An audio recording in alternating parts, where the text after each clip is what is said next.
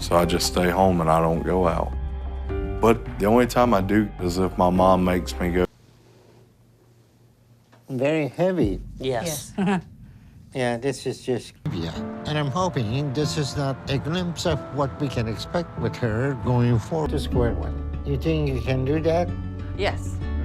And the second thing is, we have pity that with all that tension and strain, that it can start to create some internal bleeding. Number 4. LB from Lexington, South Carolina. LB, a larger fellow hailing from the charming town of Lexington, South Carolina, has an undeniable weakness for indulging in the tantalizing delights of unhealthy foods. Sodas, snack cakes, and potato chips have become his constant companions, beckoning him with the siren call of fleeting comfort. LB knows all too well that after each encounter with these guilty pleasures, he will be left feeling awful, both physically and emotionally.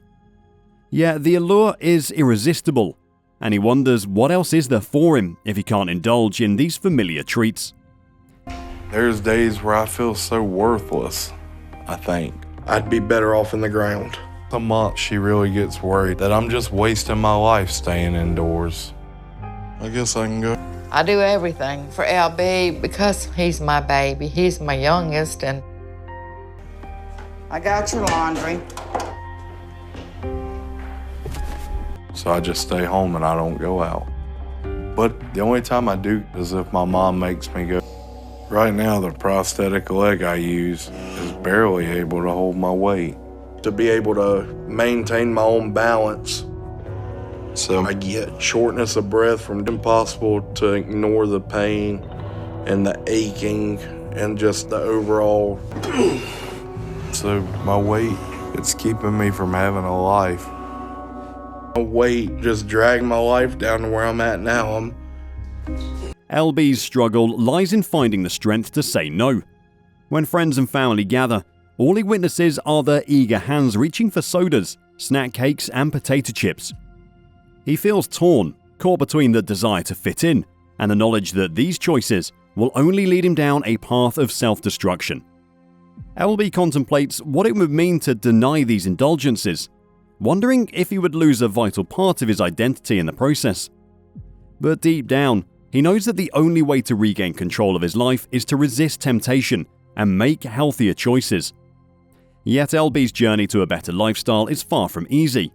As he pushes his cart through the aisles of the supermarket, it becomes abundantly clear that his shopping habits have mirrored the expansion of his waistline.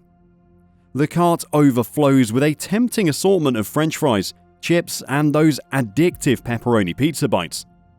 LB's anticipation builds as he envisions the ultimate meal that will incorporate all these delectable items. He can hardly wait to see what the actual meal will be, a grand symphony of flavors and textures that shouldn't define his life but somehow does. Number 3. Tammy Lynn. In the heart of a small town, nestled among quaint streets and friendly neighbors, Tammy Lynn's eating habits have taken a distressing turn for the worse, causing concern among those closest to her. Her once balanced relationship with food has shifted into a worrisome imbalance, and her son Zachary witnesses firsthand the steady decline. It is a painful sight for him to behold as he watches his mother's physical and emotional well-being deteriorate. Tammy Lynn, too, feels a pang of guilt within her as she realizes that things are not supposed to be this way. She knows that her eating habits have strayed far from the path of wellness and vitality, yet she struggles to regain control. The realization of her own responsibility in this downward spiral weighs heavy on her heart, exasperating her already complex emotions. As the evening shadows lengthen, Tammy Lynn sets out to prepare dinner, her culinary skills still intact despite her compromised relationship with food. The familiar aromas of sizzling ground beef and melting cheese fill the air, creating a tantalizing fragrance that tempts her taste buds. The dish that takes shape before her is far from a nutritional masterpiece, but it falls somewhere between a guilty pleasure and a comforting indulgence. As she clears her plate, she can't help but feel a twinge of satisfaction, mixed with a wave of remorse. Sweets. So, how was your activity? I don't do a whole lot. I get real short. Things like that, I don't do a whole lot. But let's lift it up and let me take a look at it and see what's going on.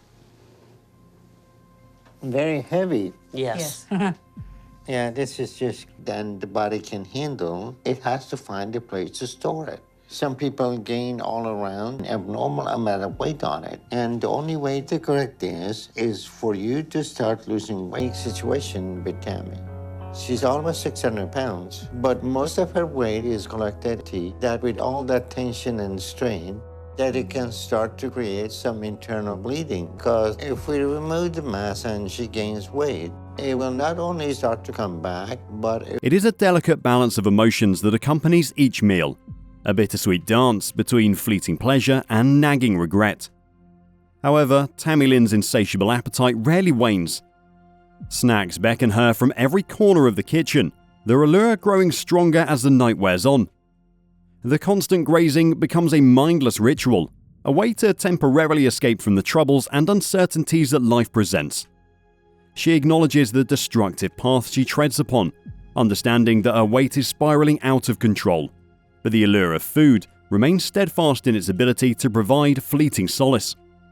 As the cycle continues, Tammy Lynn and those who care for her hope that she will find the strength and support necessary to navigate through her struggles and restore balance to her life.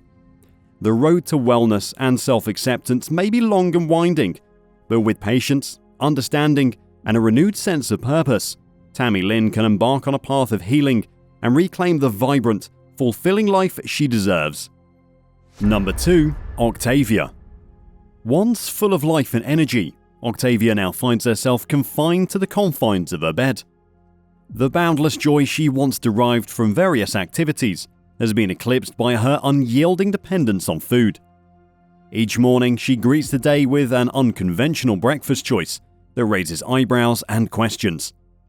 A mountain of nachos piled high with a cascade of toppings dominates her plate.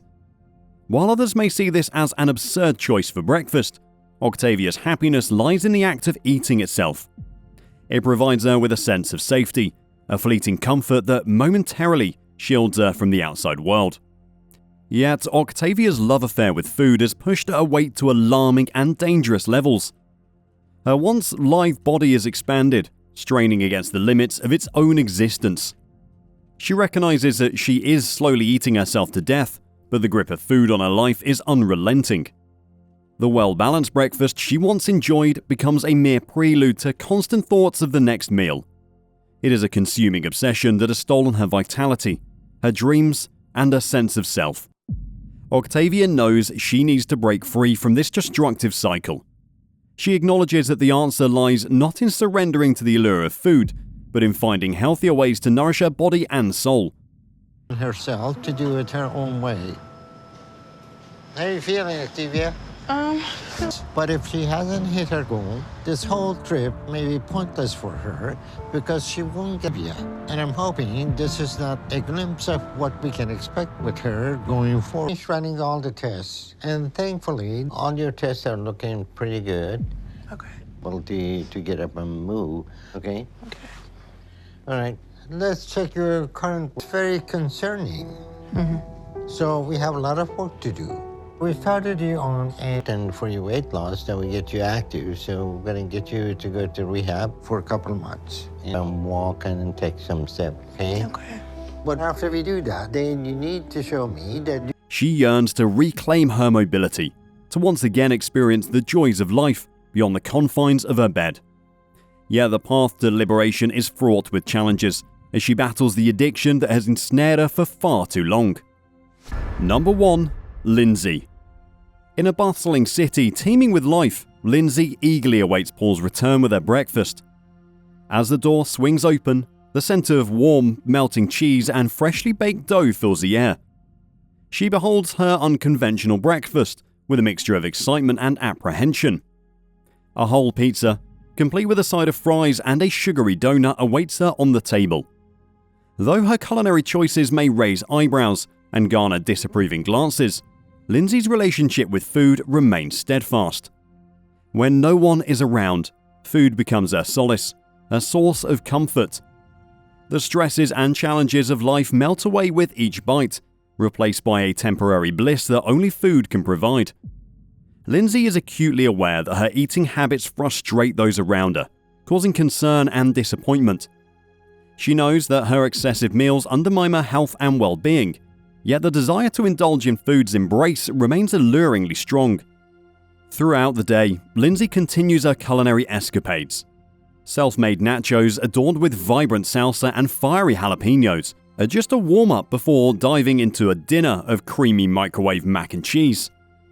Each dish represents a moment of escape, a chance to momentarily forget the world and its expectations. Lindsay understands her habits are detrimental to her physical and emotional well-being, but she also knows that simply telling her to stop won't solve the problem.